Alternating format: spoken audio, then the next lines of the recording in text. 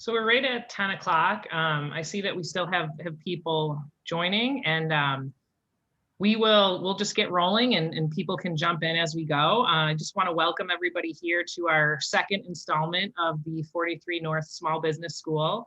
For those of you that are return visitors, thanks for attending the first one and coming back to join us here today. We're really excited for this one. I'm Maura Devlin. I'm the VP of Marketing and PR here at 43 North, and today's workshop facilitator is actually also one of our own, Tiffani Dickinson. She's a creative content producer on our team at 43 North.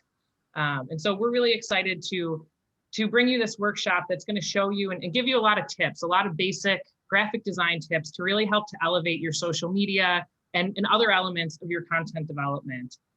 It's a bit of an extension from what you saw on Tuesday, but if you weren't in Tuesday's session, this will very nicely stand on its own as well and offer some tips, tricks, advice, best practices that you can keep in mind as it relates to design. And I just want to say at the top of the call, don't be intimidated by it. I am not a designer, and these are really just things that anyone should be thinking about when it comes to your brand and your business and your look and feel as it relates to the social media space and any kind of content. Before we kick things off, just a couple housekeeping items to take care of here. We will reserve 15 minutes at the end of the class here for Q&A. We'll do our best to get to as many questions as we can. And I would just say, make sure you're putting your questions into the Q&A box at the bottom of your screen. We won't be monitoring that chat feature, so we won't even be looking in there. So just put all your questions into the Q&A box. We'll get to as many as we possibly can. This workshop will also it's being recorded right now, and we will be sharing it on our YouTube channel following the workshop. We'll also share the link out for anybody that attended. And I just want to mention on Tuesday, we had a little trouble getting the link uploaded, but Tuesday's session is also posted to the YouTube page, and we'll make sure you all get a link to that as well. I know there were a lot of requests to have that actual deck coming out of that meeting. So I think with that said, we can just dive right in here. For everybody, really keep in mind that the goal of this presentation is to give you those tips and tricks to help you create those better looking designs. And this is definitely for content. We live in this super visual world now, right?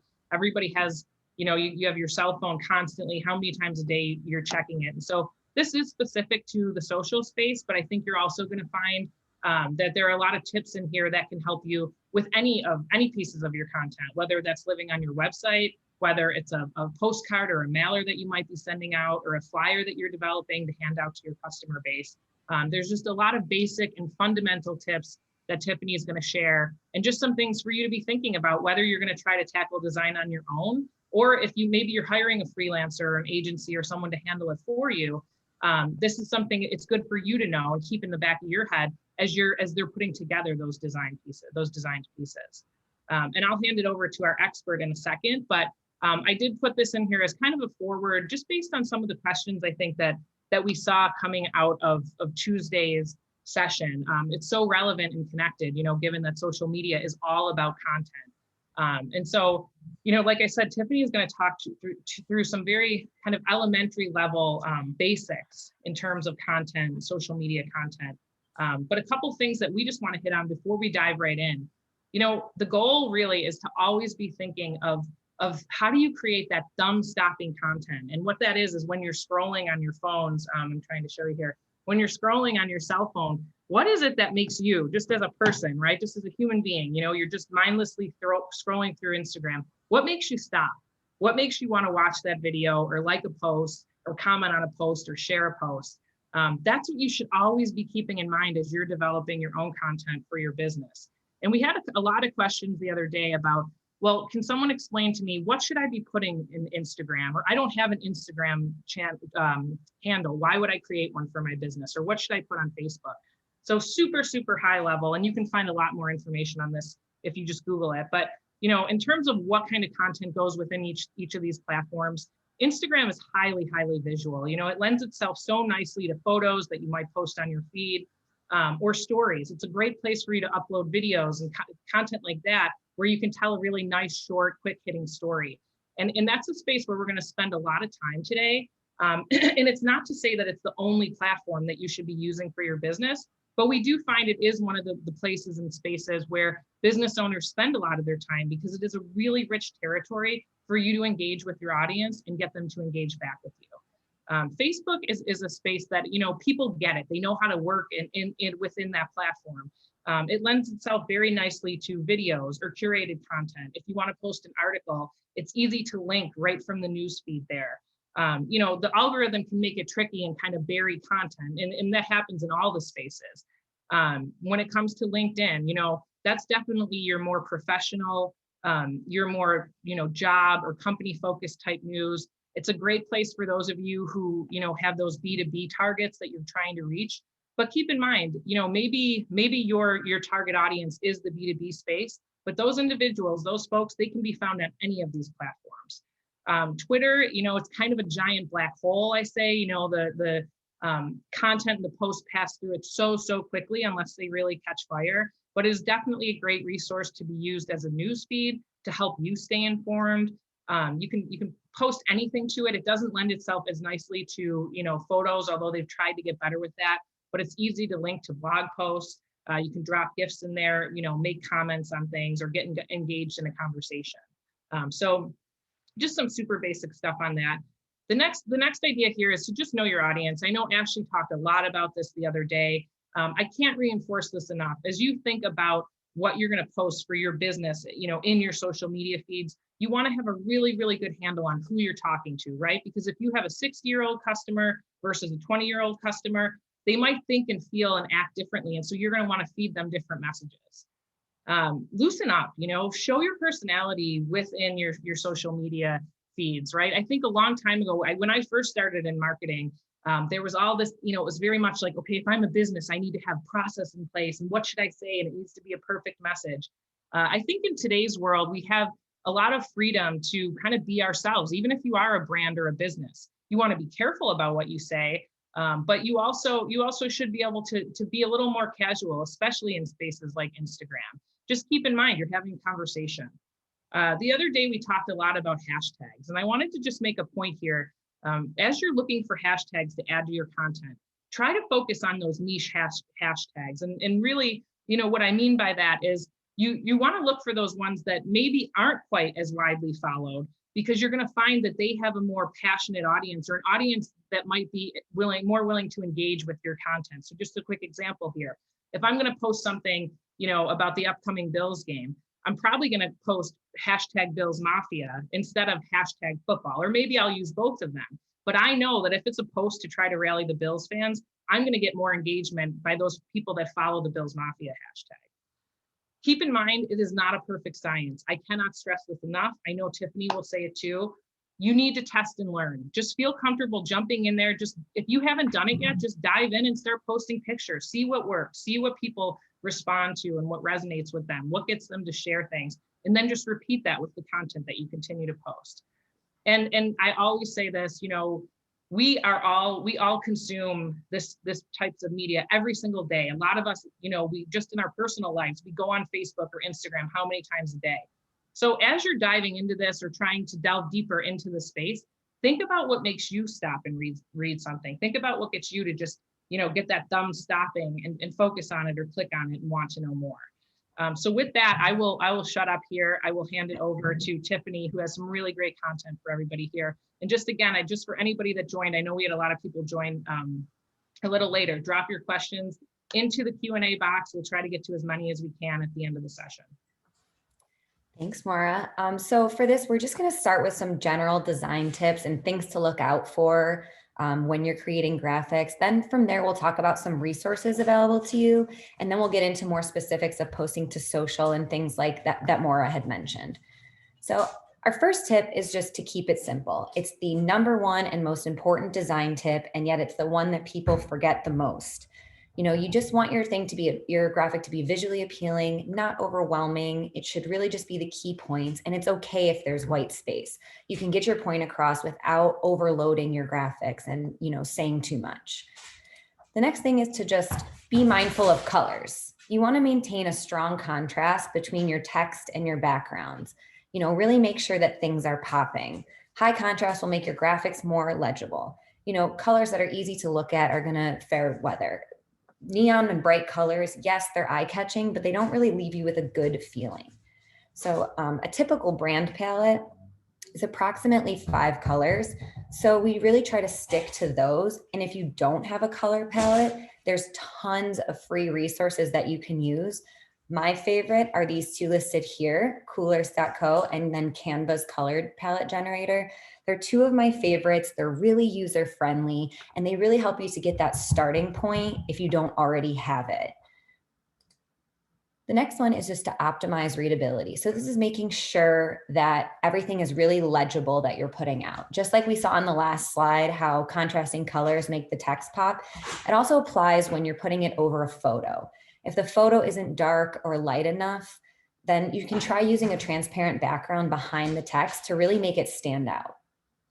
Another thing that really helps with legibility is your typography, which is our next tip of keeping your typography under control.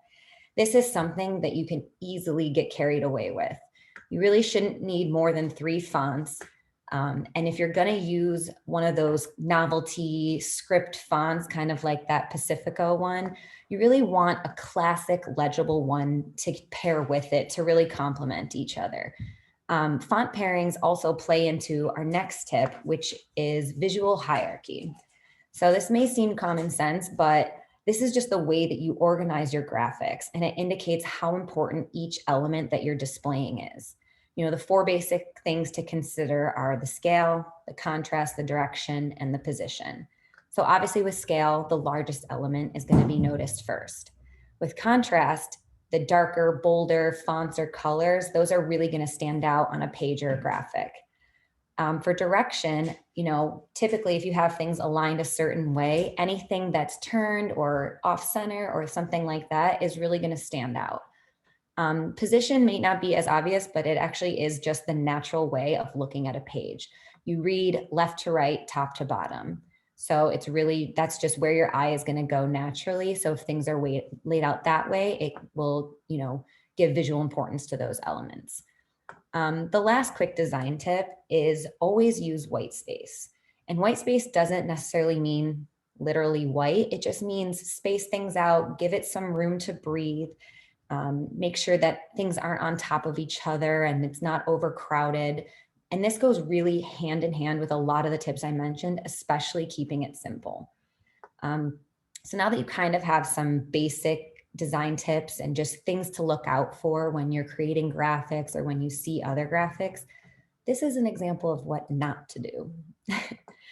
This breaks every single rule that I just mentioned. It's not simple. It's not mindful of colors. You can hardly read anything on it.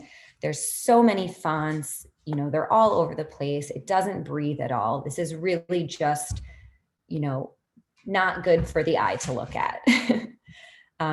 So the next tips and tricks, they kind of move away from those basic design elements and we get into some of the execution and actual practicing of these design tips and other things to keep in mind that will really elevate your social media. The first and biggest one, I think, is just using high quality photos. I mean, there are endless free photography sites available that you can use. In this day and age, as Maura said, everything is so photo heavy. And these are just a few of my favorite resources that are available to find awesome, awesome quality photos that you can use royalty free. The other thing is, don't rule out your cell phone. They take awesome pictures and they're right in the palm of your hand. So now we're going to talk about how to kind of elevate those smartphone pics, because that's what's going to be available to you right away and capture those in the moment things or even stage things, but it'll be your product and your business and things that are more personal to you. Stock photography is great, but it can't compare to the things that are truly yours and display who you are and who your business is. So these are just quick tips. Firstly, pay attention to lighting. Lighting is so important. It's natural lighting is the best, and it just makes everything so much easier and brighter and look natural and authentic. Next is playing with camera angles. Adjust your angles to capture something that people might not normally see. anybody can look down and see what you're seeing with their eyes. But if you crouch down to a lower level, or maybe get an angle from above, it's really just going to take it to that next level and create that stopping content that Maura was mentioning. Avoid manual zoom. Everybody, it's real easy to just pinch your fingers and zoom in or out, but you really are going to lose photo quality when you do that. Either just step forward or try cropping the photo. It's gonna last a lot better. Don't be afraid of candids.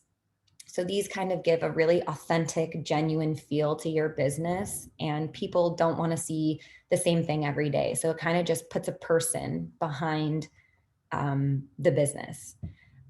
Edit, but don't overdo it.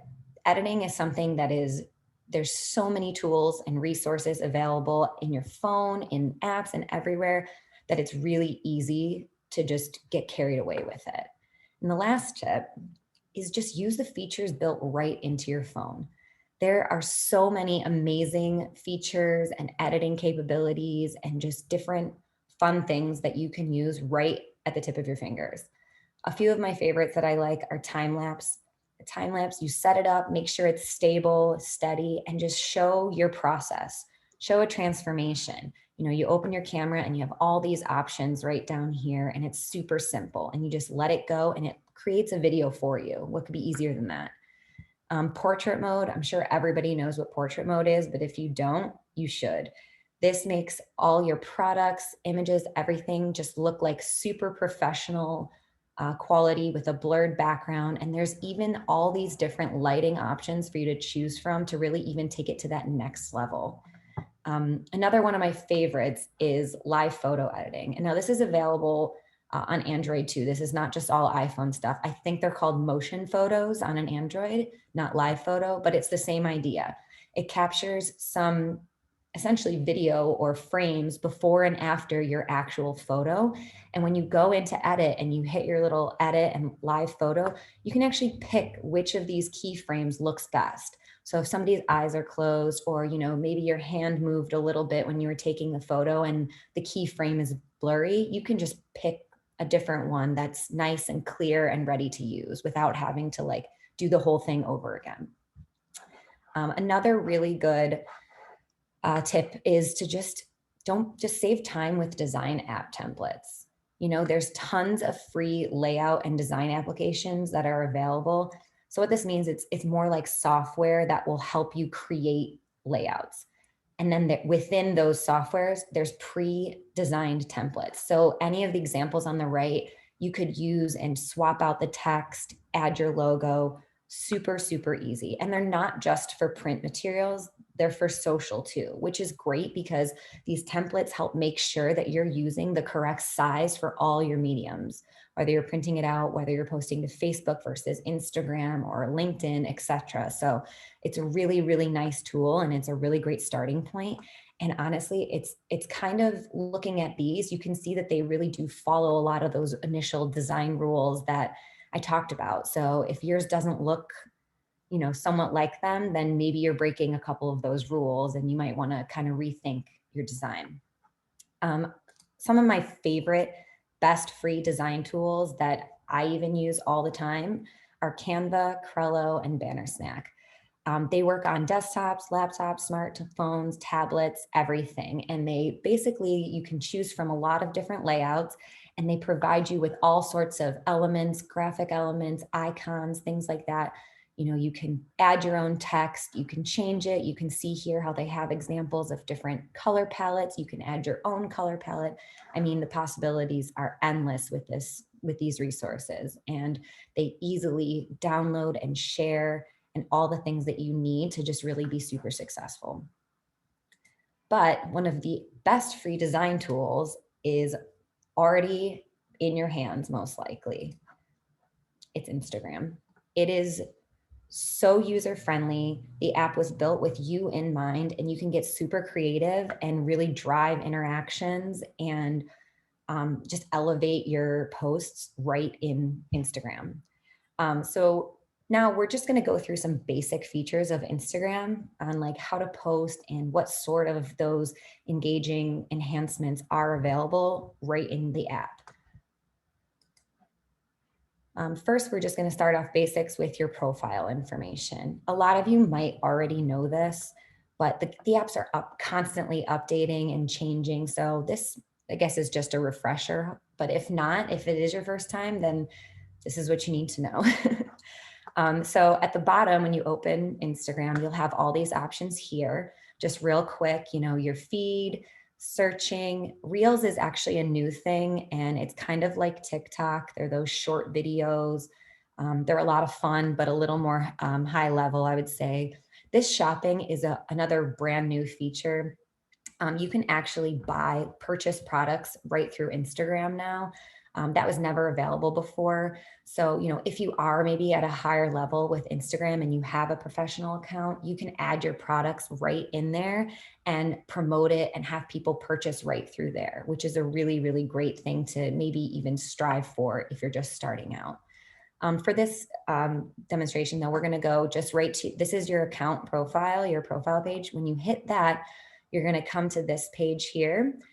This arrow allows you to toggle between any different profiles that you might have. If you have a personal one versus your business, or one for your dog, I mean, I do. So it's really easy to just kind of go between all of them. If you hit edit profile, this is where you're going to want to really flesh out everything that is your business. Make sure your name is correct. Make sure your username, be sure your website's on there, add your bio. And also another thing is, if you do have Facebook, I would suggest linking them once you create your Instagram. It really just helps sharing across the two, and they do have so many similar features. It's really just a nice to have. The next thing is actually creating a post.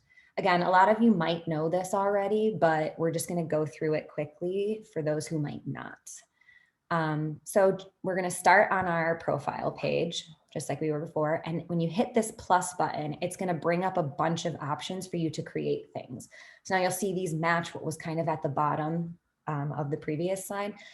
So here we're just going to hit post. And then you have the option of taking a picture right there or choosing from your image library. For this, I chose image library. I selected a photo that I took earlier, and there you have it. It shows up on here. From there, hit your next, and you have the option to filter or edit. Filtering is going to change, it is preset edits basically. So, you can add it and it will change the composition of your photo and it can enhance it. This is one of those places though, where it can be really easy to get carried away and over edit, which we don't want to do. Another thing is you don't want to use a different filter every time. It can get it can muddy up your profile and your look and the way you want to present your business and your brand. So from there's a ton of options in here. There's a ton of filters, everything like that. You really just want to click around and test everything. There's so much functionality. You can use as much or as little as you want. Just familiarize yourself with it. Once you have your post in a place that you like it, it's time to share it. You want to make sure that you're writing a really nice caption using those hashtags that that Maura mentioned, or if you have one of your own that you've already been using, or if you want to start using one that's specifically for your brand. It's really just a nice way for people to get more brand recognition and also find you easy. If they know that you use this hashtag, then they'll know how to find you. Tagging people and location is also just a great way to enable people to share and kind of interact with your post even more. Down here is those linked accounts like I was mentioning. If you do have those, they give you the option to share to those as well once you've created something. So now that you know how to do a post, we're going to talk about creating a story. So stories are a little different. They only last for 24 hours. So they're those quick hitters, but you start off very similar to how you would create your post. You hit that plus, you go to story this time, and you have the option to, just like when you do a post, you can do something live or you can choose from your photo library. So the live options are going to be all over here. And these are just really just tools for you to better your shot. Very similar to the built-in photo features in your camera. These are built-in photo features or video features into Instagram. So play around with those. They're a lot of fun. You can always save it whenever. For this, we're going to go to our photo library, and you can choose your favorites, your recents. Maybe you made a folder and you've already used Canva or Trello or Bannersnap, and maybe you've already made a beautiful templated design and you want to click that design that you made in Canva. It pops up here and you're ready to go. So once you've picked your image, whether it's finished or not, you have a couple options. You can post it now, like I mentioned, a previously created design, something that was already templated, or maybe just a nice photo that you want to share. You can also save it and edit it later. You know, I don't have time, I got pulled away. You can do that. And then these are going to be your main enhancement features: filters, accessories, the drawing feature, and the text feature. So we're going to go into detail what each of those mean. Okay, so firstly, we have filters. Now, Instagram is extremely robust. I mean, you're seeing only 6 of dozens of different filters that you can choose from. These are going to be fun, playful, almost layers that you can add to your story. For this one, I chose a fun little bubble overlay, and this actually moves. So it draws the eye. It kind of helps people engage and, stop and take a minute to read. The next piece is those accessories. So these are your stickers, your polls, your quizzes, adding music. This is going to be where a ton of engagement tools live. And again, this scrolls on and on. So this is something where each of these features in here have additional options once you click on them. So this space especially, click every button, just play around, because the more you play around, the more you familiarize yourself with the interface. And it's not hard. It's made for you. It's just a matter of taking the time to learn it. The next feature is this drawing tool here. So this turns your finger into a pen. You can add your own text, your own drawings, anything you want. And it comes with a few features as well. You can change what kind of tool you're using: a marker, a pen, a pencil, whatever, a brush stroke, things like that. This is going to change the size of it. And obviously the bottom is going to change your color. The next design feature is the text tool. Everyone should be pretty familiar with this. It's pretty standard on a lot of things, but it's that symbol. You click on it and your keyboard will pop up. You've got a few different font options to choose from. Again, this slider on the side, just like with the drawing tool, will change the size of your text. So you can adjust it there. You can also, once you're done editing, you can pinch it and zoom in and out to adjust the size of a lot of these elements as well. At the top here, you'll see it changes the justification, which is, left justified, center, or to the right. You have your color chooser. And then this feature right here is kind of fun, because this will actually add a background to your text. So you can see how with the hashtag that I used here from our accessories, it has a white background behind it. If that wasn't there, you would never be able to see those colors on my image. So if you, going back to our optimizing readability, making sure that your graphics are legible, this could really help make sure that your custom text is standing out and you can see it against whatever image is behind you. So once you've got it into a place that you want, you are ready to share. So you can share it to your story, or you can send it directly. You can also save this at any time. And once you have this all built out, you can save it as a draft. If you're not ready to post it, you save it as a draft. It'll save all your motions, all your hashtags, all your mentions, all this work that you put in, you can save at any time. So all of these will help create that awesome content that Maura talked about, and will really drive engagement with your different audiences, and create a following, and really just enhance your brand. So what kinds of things should you put on a story? At the end of the day, you want your audience to interact with your brand and enhance your overall image. So these only last 24 hours, which is great. So any of those things that you're really trying to promote, announcements, just those quick hitters that you want people to know about, but don't necessarily need to live on your profile forever, because they have an expiration date of sorts. All this is going to be really important, and it's not hard. It's really not hard if you take the time and effort to learn it or even just play around in it. So again, some key takeaways: keep it simple. You know how you want to represent yourself. You know, if you look at something and you're proud of it, go for it. Trial and error, figure it out. You'll learn very quickly what works. You know, and also you can do more than you think you can. I know a lot of this can seem really overwhelming and seem like, oh, I can't do this. You definitely can. Everything that I talked about was created with you in mind, the user. They want you to use it. So don't be scared. And also, there are so many endless resources available to everybody nowadays.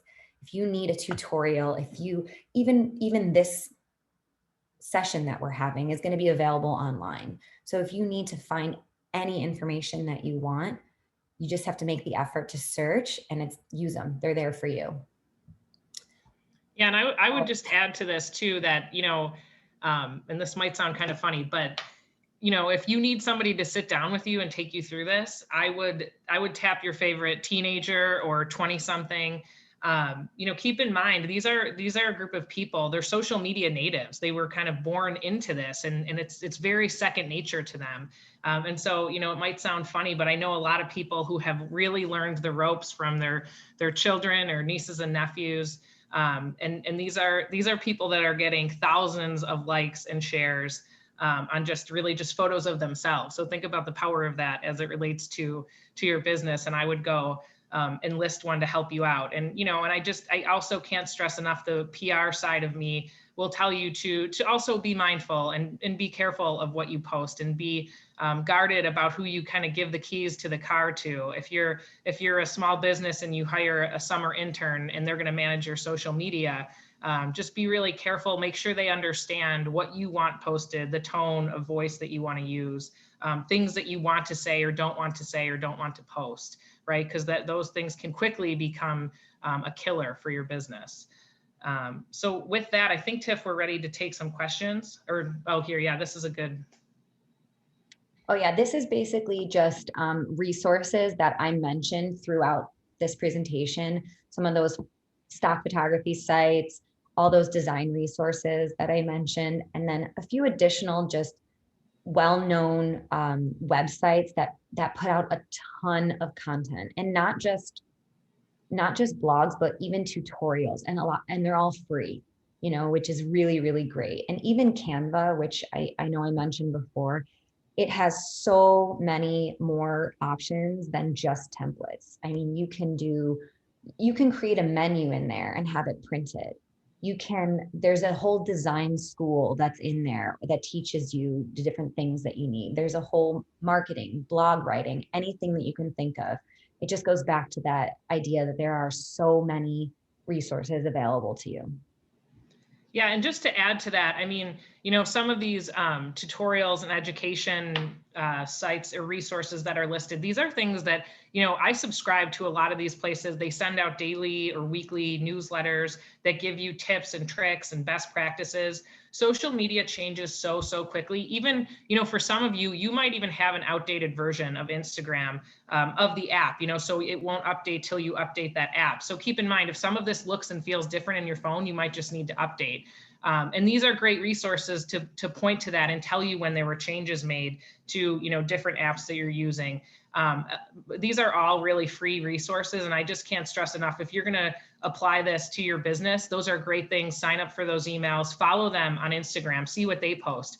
Another tip is to follow the brands that you like. Pay closer attention to some of those who really seem to be doing it well, and I think that could help inspire some of your own content.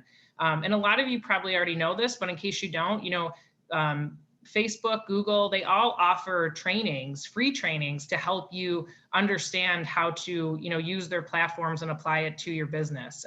So go check that out. And just to kind of add to what Tiffani said about Canva, it is a really, really great resource. Anyone can use it. It is extremely user-friendly. There are so many great templates that you can pull. I think you'd be really surprised to find what you can do in terms of that being a free tool. So you should definitely check that out. So with that, I will pull up some questions here. We'll take some questions.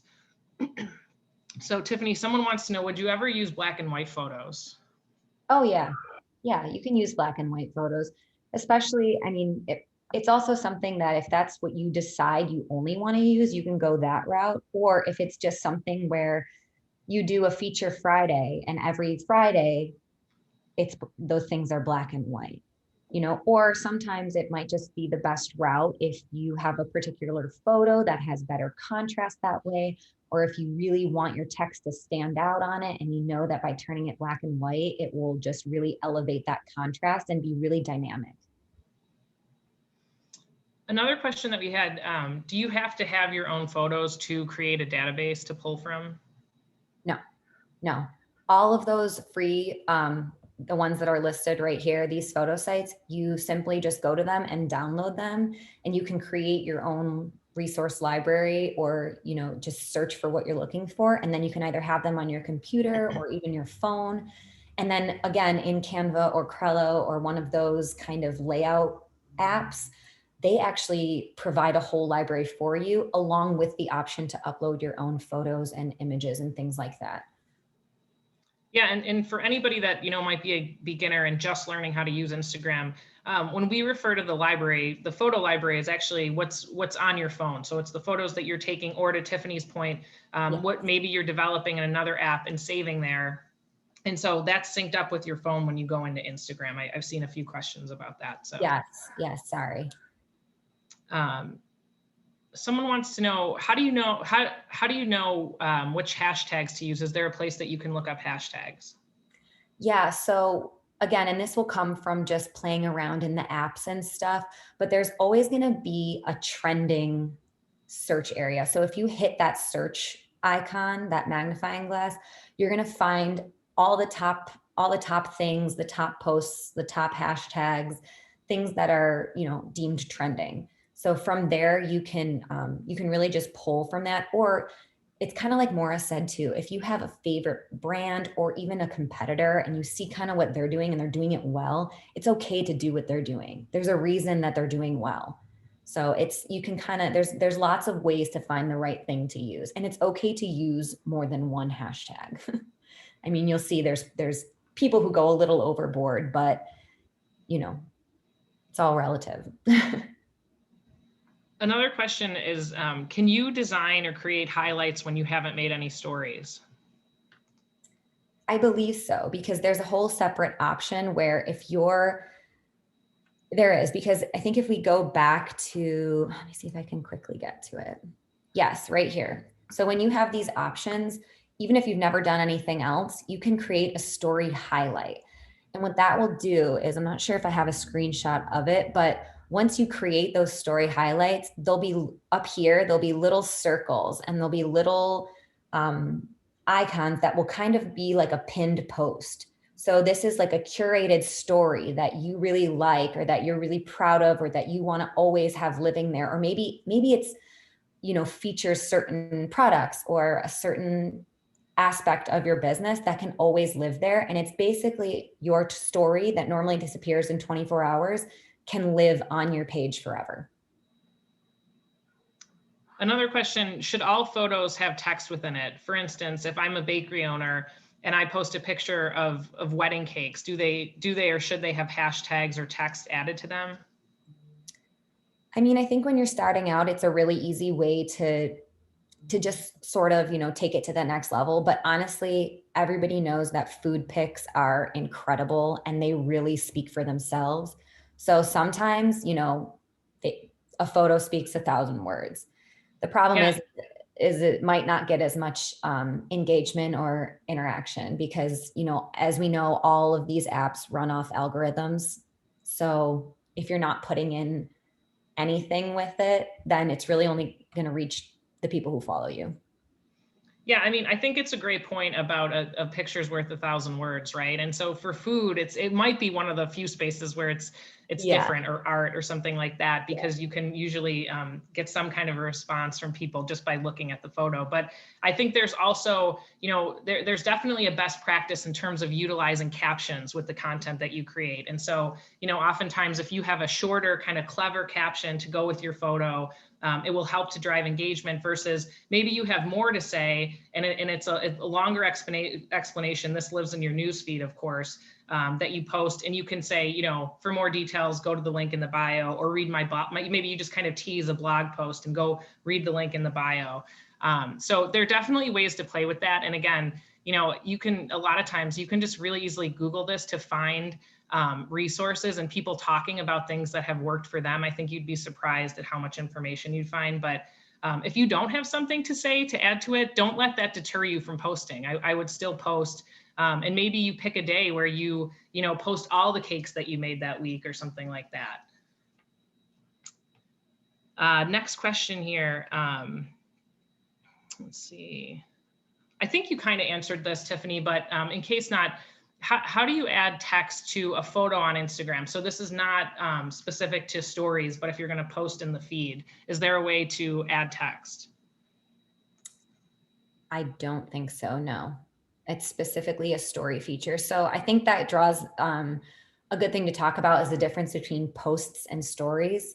When you're posting something, it's a photo. It's something that you're highlighting. So it's meant to be just that.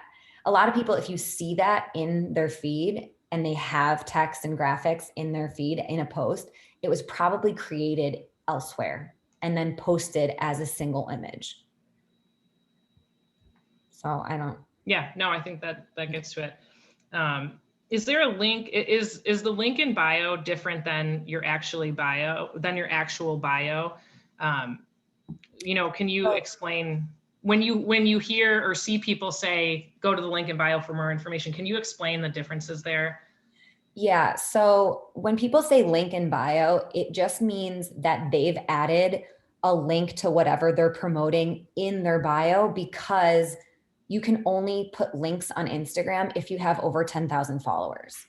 So for people who are building that and trying to get to that, they don't have that option to hyperlink and have a clickable link. So you're promoting your blog, you don't want to put the giant, you know, URL on there. So they say link in bio, and then you go to that edit profile and you change your bio to say, check out our latest blog, and there people can access that additional information. Yeah, I think it's an important distinction and a little bit of a barrier in terms of Instagram, because it's not as easily linkable there. And, you know, if you have over 10,000 followers, of course, you'll be able to get that swipe up function, but that can be a hard number to climb to. So you still want to be utilizing the platform to drive people to your website or wherever you want them to go. And link in bio is a great way to do that. I would just say, don't forget that if you have the link in your bio and you have something else to say there, call that out in your post so people realize that they should go and click there, because people don't think of that as often unless you call it out as like that call to action. Right. Another question there, is there only one link that can be up at a time? In your bio? The link in the bio. So the bio, I believe, is limited to a certain number of characters. If you have more than one thing, you can consider using one of the websites that it's like a link shortener website, like Bitly or one of those. And you can just Google, how do I shorten my URL or my links? And it'll come up with a bunch of resources. Basically what it does is it takes a big, giant, long URL and it makes it only a few characters. You'll see it a lot on Twitter because of that character limit. So if you do need to put more than one, or it is too long, that's a really good thing to use. Yeah, another question here. Are there certain days of the week or times of day that you recommend posting? If you could take that, Tiff, or I can. You can go for it. Yeah, I mean, I think, you know, again, it's not a perfect science. There are a couple things though, and we talked about some of this in Tuesday's session. So if you haven't seen that, you can go check that out, because I think there were helpful tips in there. But you know, try to think of days when people are most engaged. You know, 8 o'clock at night is a time where a lot of people seem to be sitting around watching TV, kind of winding down their day, and that also means they're probably watching their favorite show, but have their hand and their phone in their hand, scrolling through. And you can also see on analytics when your followers are most active, you know, certain times of day, most engaged. And so that can help you kind of determine or pinpoint when you should be posting. But But yeah, there's part of that, there's definitely a science to it. But I think for beginners, you know, it's more of that test and learn, post, see what works, see if there is a certain time of day where people just don't pay any attention to you. You know, obvious times like at night, you know, after probably 10 o'clock, you're not going to get too much there. So just kind of play around with it too if you're just starting out. One final question I think we have left. Someone's wondering if there is a place to find icons that can be used for the highlights section. Again, that's something that you can either just Google, or if you do use Canva, it has the option, or any of those design tools, it has the option of, you know, setting what size it needs to be. I believe those are pretty small, but then they have a whole library of elements that you can pull from. And also some of those, even though I said they're high quality photo sites, they also do provide some graphics and vector icons and things like that that you can choose from. It's not just predominantly photos.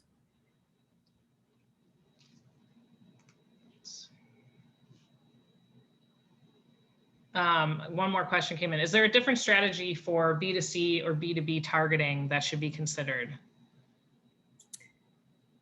I mean, yes, because I think that obviously more B2C is going to hit harder on social media, because that's where individuals are living every day and interacting and really, you know, getting their fix and kind of wanting to see that kind of content. So I would say that, and I mean, Maura, you can speak more to this, but yeah, I would say, you know, when you think about it from that point, a couple things. A lot of what we're talking about here is, you know, the organic content, the content that you're just going to be posting to drive engagement with the people that are following you and their followers as they share and post it, right? So targeting can definitely come into play in terms of, you know, the messaging or the way that you're talking. You know, if you're talking to a more B2B audience, that might change what you say or the types of content that you post. But I think it comes into play much more so when you're actually paying to either boost your content that you're posting or paying to run an ad. And that's a space where they make it, you know, all of these platforms make it very, very easy for you to make a distinction of whether or not you want this to go to that B2C crowd, or you have a certain group of, you know, professionals need to see this. I have a product that I sell to electricians, so I want this to get in front of any electrician that's on Facebook or whatever it might be. So the targeting can really come into play in more of the paid world for sure. So it looks like, I think we still have some questions rolling in. I'll take these. Last one here. What does B2C mean? B2C is that we're talking about businesses where their target audience are consumers versus businesses that sell products or services to other businesses. So that's just the distinction there. So I think that concludes everything for today. A big thanks to Tiffani for all this great content, and thank you to all of you for joining. I would definitely encourage you to come back on Tuesday. We'll be here again at 10 a.m. This is going to be a really great session that talks about preparing for COVID-19 recovery. So there's going to be really great stuff there for you in terms of accounting for any relief loans that you might have seen, talking about a next round of PPP forgiveness, things like that. So definitely tune in there. I've gotten a lot of questions, again, just about Tuesday's webinar, the past one, and this one too. We promise to follow up with links to both of these sessions. They'll also always be living on the 43 North YouTube page. So thanks a lot for joining today, everybody. And I just have to say, go Bills. Go Bills.